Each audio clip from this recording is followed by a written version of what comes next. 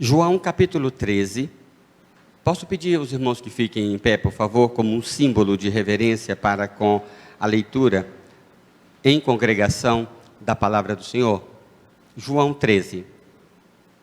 Um pouco antes da festa da Páscoa, sabendo Jesus que já havia chegado o tempo em que deixaria este mundo e iria para o Pai, tendo amado os seus que estavam no mundo, amou-os até o fim. Estava sendo servido o jantar, e o diabo já havia induzido Judas Iscariotes, filhos de Simão, a trair Jesus.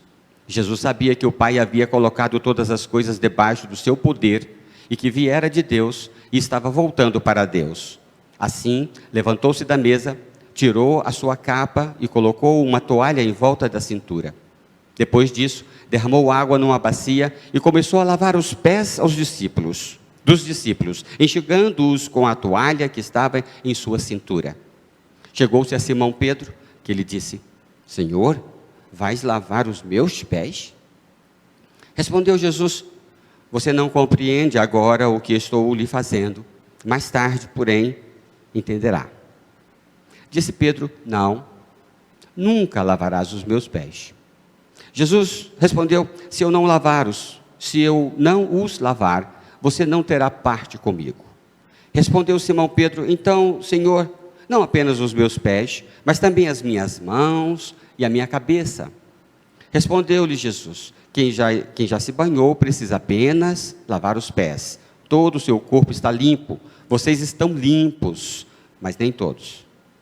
Pois ele sabia quem iria traí-lo, e por isso disse que nem todos estavam limpos. Quando terminou de lavar-lhes os pés, Jesus tornou a vestir a sua capa e voltou ao seu lugar. Então ele lhes perguntou: vocês entendem o que lhes fiz? Vocês me chamam mestre e senhor, e com razão, pois eu sou. Pois bem, se eu sendo senhor e mestre de vocês lavei-lhes os pés, vocês também devem lavar os pés uns dos outros. Eu lhes dei o exemplo para que vocês façam como lhes fiz. Digo-lhes verdadeiramente que nenhum escravo é maior que o seu senhor, como também nenhum mensageiro é maior que aquele que o enviou. Agora que vocês sabem estas coisas, felizes serão se as praticarem. Não estou me referindo a todos vocês, conheço os que escolhi, mas isso acontece para que se cumpra a Escritura: aquele que partilhava do meu pão voltou-se contra mim. Então, estou lhes dizendo antes que aconteça, a fim de que, quando acontecer, vocês creiam que eu sou. Eu lhes garanto: quem receber aquele que eu enviar, estará me recebendo, e quem me recebe, recebe aquele que me enviou. Depois de dizer isto, Jesus perturbou-se em espírito.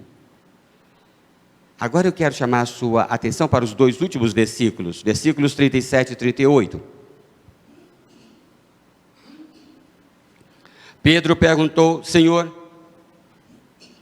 por que não posso seguir-te agora? Darei a minha vida por ti. Então Jesus respondeu: você dará a vida por mim? Asseguro-lhe que antes que o galo cante, você me negará 3 vezes. Oremos. Senhor, que bênção ler a tua palavra na tua congregação. Que momento especial. Continua conosco enquanto meditamos na tua palavra. Comigo, enquanto uso a palavra para falar ao teu santo povo, à tua linda igreja, e a cada um de nós, aqui presente ou em casa, ou mesmo em outro horário. Abençoa todos que estiverem ouvindo e meditando sobre estas palavras. No nome santo de Jesus. Amém. Por favor, sentem-se.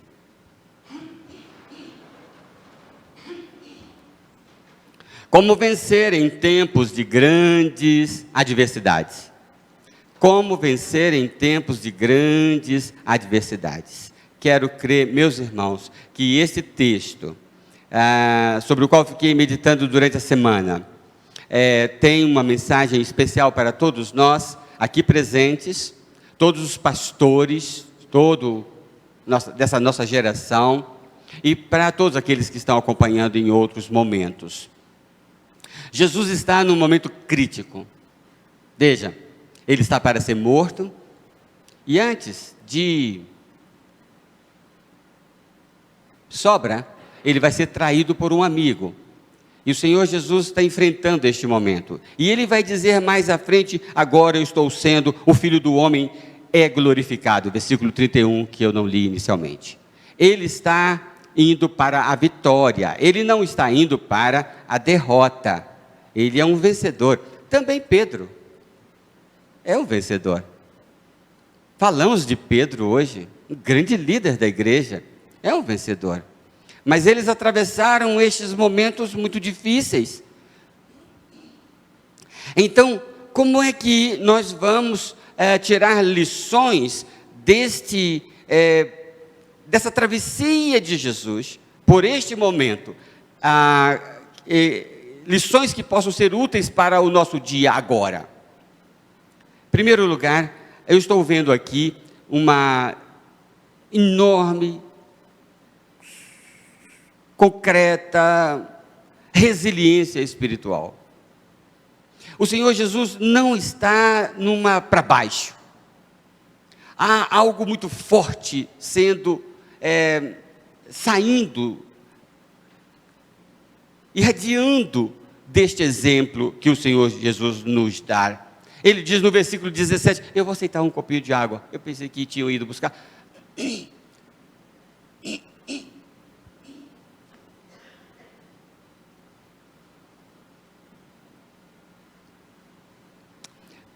O seu exemplo é muito forte. E ele está dizendo, versículo 17, agora que vocês sabem essas coisas, vamos praticá-las. Ele está tocando para frente. Ele está conduzindo o que entende ser a vocação dele. Ele não está jogando toalha, de longe que ele não está jogando toalha. Ele está nos dando uma lição de como atravessar momentos de adversidade. Resiliência espiritual. No capítulo anterior, no capítulo 12, versículo 27 e 28, você vai encontrar Jesus dizendo, eu vou fugir, mas foi para isto que eu vim. Então ele não vai abandonar a sua missão, a sua vocação. O Pai me enviou para isto. Então ele não vai desistir, nem ele, nem você. Não vai desistir daquilo que você entende ser vontade de Deus para a sua vida. Não é?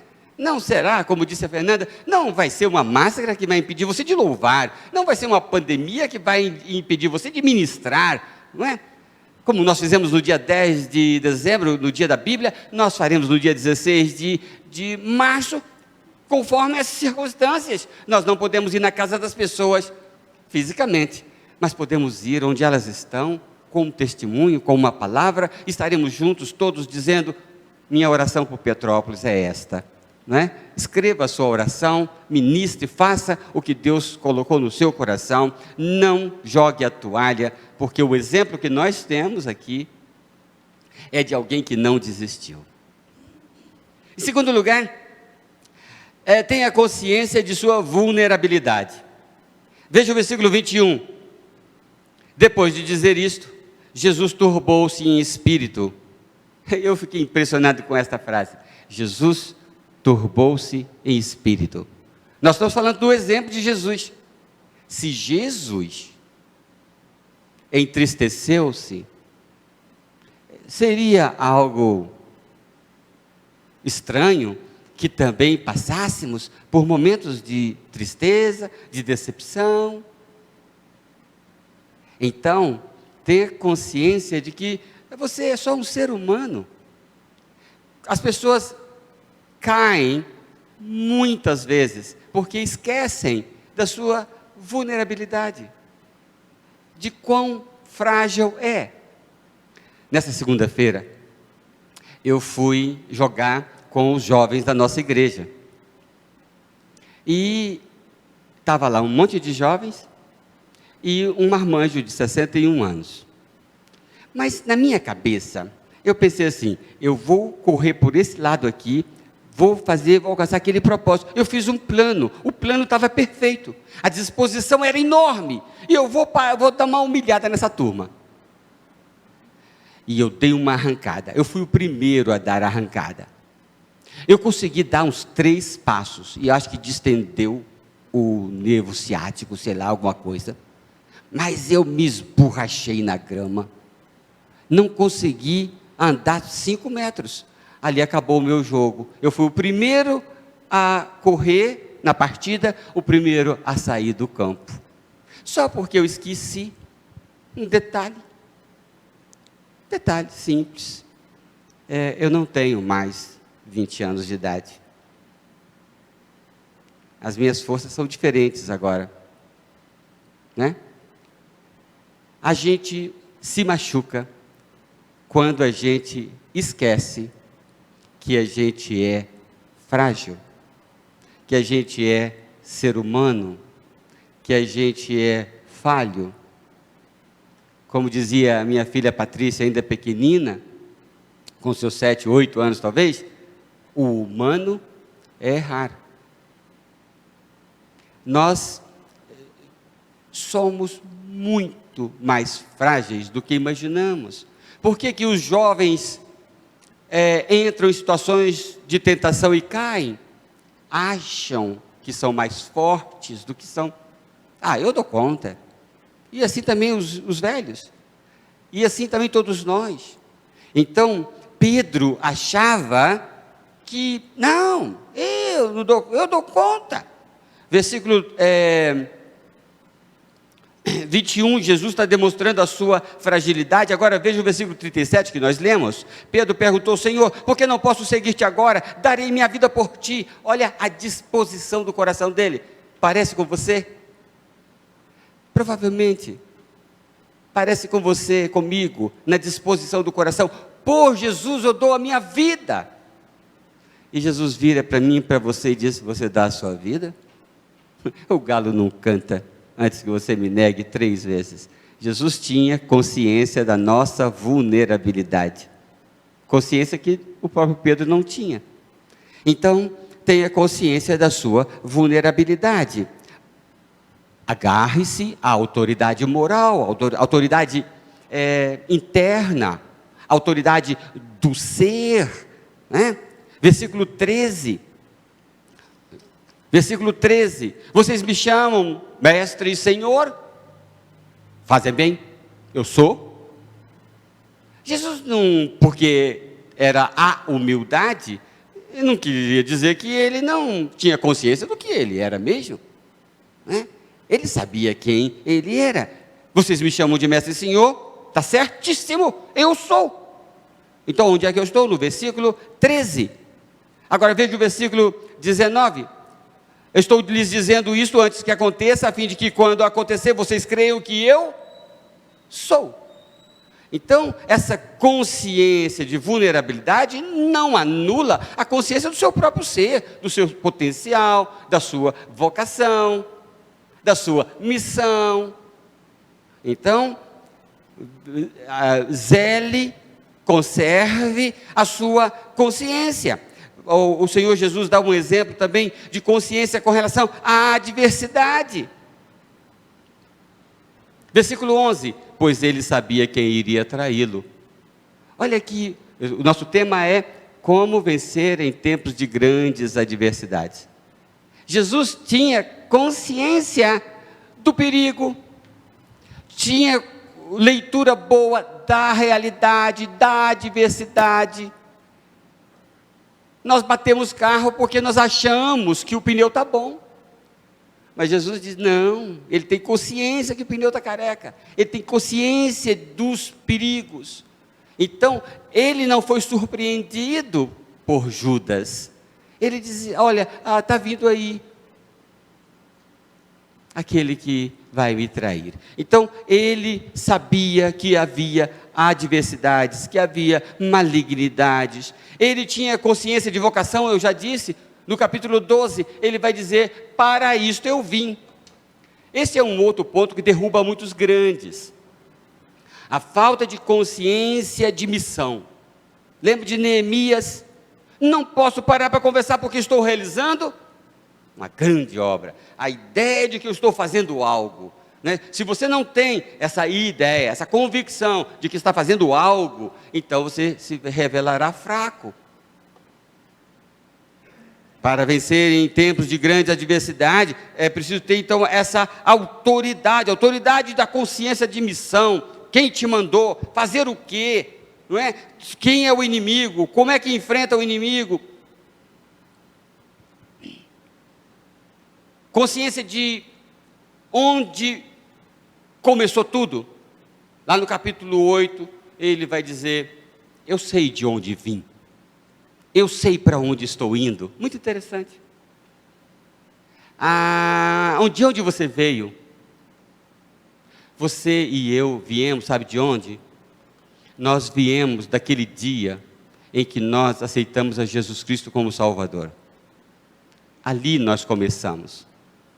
Ali algo aconteceu na nossa vida. Aquilo nos dá autoridade. Porque nós nascemos de novo para uma missão, para um ministério. E então nós sabemos de onde viemos. Nós não somos como estes que andam por aí. O meu cunhado comprou uma casa, eu disse para vocês, a casa tinha, centenas de livros de uma determinada expressão religiosa. É impressionante como eles estudam. Eles querem saber de onde vieram, eles querem saber para onde vão. É uma coisa, eles estão perdidos. Mas você sabe de onde você veio. E você sabe para onde você está indo. Isso dá autoridade, convicção, para tocar, para seguir adiante. No capítulo anterior, Jesus vai dizer: quem anda na luz, sabe. Convicção, autoridade. Não está cego no tiroteio, né? Tem consciência do que está acontecendo. Como vencer em tempos de adversidade, né? Em terceiro lugar, cuidado extremo é necessário com santidade e com procedimentos até, sem preciosismos. Mas pastor, onde é que você tirou isto? Veja o versículo 9 e versículo 10. Capítulo 13 que nós estamos. Respondeu Simão Pedro: então, Senhor, não apenas os pés, mas também as minhas mãos e a cabeça. Respondeu Jesus: quem já se banhou precisa apenas lavar os pés. Todo o seu corpo está limpo. Jesus não estava preocupado só com higiene. Jesus estava preocupado com santidade. Observem se vocês concordam comigo. Quando Jesus disse: todo o corpo já está limpo, você precisa lavar só os pés, Jesus estava falando da santidade. Pedro tinha sido purificado pela obra de Jesus. Mas se Jesus disse: os pés precisam ser lavados, o que significa os seus pés precisam ser lavados? Significa que no caminhar nós nos sujamos com pequenas coisas. Poeiras agarram em nossos pés. Então, precisamos de procedimentos, rotinas. O Romualdo gravou no dia 10 de dezembro uma historinha muito rica sobre o moço que vai lá na água com o balaio para lavar, não foi isso? E volta, e foi várias vezes, e depois ele percebe que o balaio estava limpo. E a ideia que ele tentou transmitir é que a palavra de Deus precisa passar por nós diariamente, continuamente, porque nós estamos o tempo todo sujando os pés. Então o que acontece? Nós vemos santos, mas não limpos. Vemos limpos, mas não santos. Ou seja, pessoas de Deus, pessoas perdoadas por Deus, mas que se você observar bem, ou se elas observarem bem, seus pés estão sujos. São detalhes da caminhada que precisam ser corrigidos. Santos, mas não limpos. Santos porque salvos, mas não limpos. E Jesus está dizendo, você precisa ser santa, Júlia, e limpa. Mas aí Pedro, como todos nós, então me lava a cabeça, me lava os pés. Jesus disse, nada de preciosismos. Também você não vai ficar 24 horas lendo Bíblia. Você também não vai ficar agora distribuindo folhetos 16 horas por dia. Não é assim também. Santo, limpo, mas sem preciosismos. Porque esse preciosismo de não toca, não pega, não mete, isso era coisa dos fariseus que Jesus também condenava. Então você vai encontrar um santo limpo que se torna um fariseu, porque não pode entrar na igreja de cabelo cortado e aquela coisa toda. Não pode tocar bateria porque é do diabo. Então a pessoa entra num universo de muito detalhe, né? A pandemia é perfeita para ilustrar isto, né? Eu deixo de fazer coisas por preciosismo. Eu não me esqueço, está aqui batutando na minha cabeça o tempo todo. Apesar de que a nossa igreja está observando o protocolo de segurança. Mas eu não esqueço, fica o tempo todo na minha cabeça, a irmã Silvia, se não me engano, um videozinho dela, dizendo, tem que me provar na Bíblia, onde é que está escrito que por causa de pandemia eu não vou na igreja. Não é um exemplo para fazer a gente refletir? Uma irmãzinha tão idosa, tão frágil. Agora você vai ficar, eu não vou na igreja. Me poupe.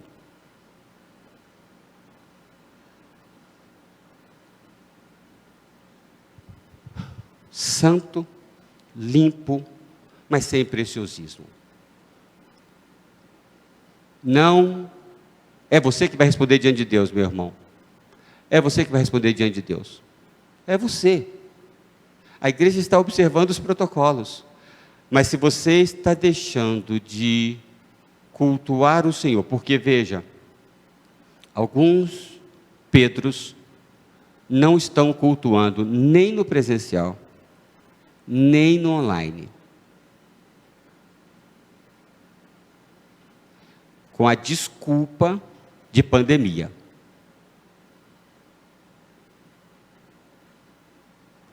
Alguns estão deixando de testemunhar por questões outras. Santo, limpo, sem preciosismos. Olha o foco de Jesus. Pedro, você está limpo, no sentido de santidade. Pedro, os seus pés que estão sujos, eu os estou lavando. Chega, Pedro, vamos para frente. É só isso. Só quero você santo e limpo. Mas é exagero, é preciosismo.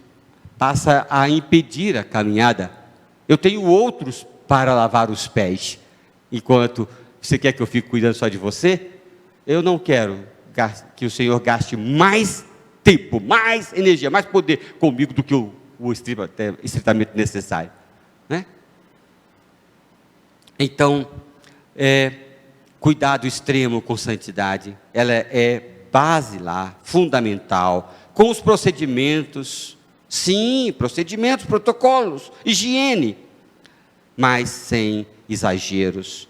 E por fim, prontidão para o serviço. Versículo 4 então diz que, assim, levantando-se da mesa, tomou sua capa e colocou uma toalha em volta da cintura, derramou água numa bacia e começou a lavar os pés dos discípulos. Meus irmãos, para vencer em tempos de adversidade, nós precisamos partir para servir a plenitude dessa vida que é serviço. Temos que servir, temos que ajudar alguém, de um modo ou de outro. Temos que ser úteis, precisamos ser úteis, precisamos contribuir com a vida, em vez de só dela receber. Isto é segredo para vencer. Eu preciso ser útil. Diga de algum modo, algo mais que eu possa fazer para eu ser útil. Não é porque eu vou morrer amanhã que eu vou deixar de servir a meus irmãos. Esse é o Espírito de Jesus. Não é porque eu vou ser traído que eu vou deixar de servir aos meus irmãos. E tendo amado os seus, amou-os até o fim, no sentido de servir, de ser útil, de abençoar, de dar exemplo. Né? É assim que nós vencemos a adversidade. Vamos tirar o pijama e vamos servir, vamos ajudar a outros. Amém? Amém. Então agora nós vamos ter o pós-lúdio, e enquanto ele é executado, você pode entregar a sua oferta, que retornamos hoje com os gasofiláceos no culto, e você que está em casa poderá também fazer a transferência, conforme você já tem orientação também na página da igreja, cibpetrópolis.org.br. Que o Senhor abençoe a todos. Após o pós-lúdio, aos que puderem ficar, por favor fiquem, a internet será desligada, mas nós teremos uma assembleia deliberativa.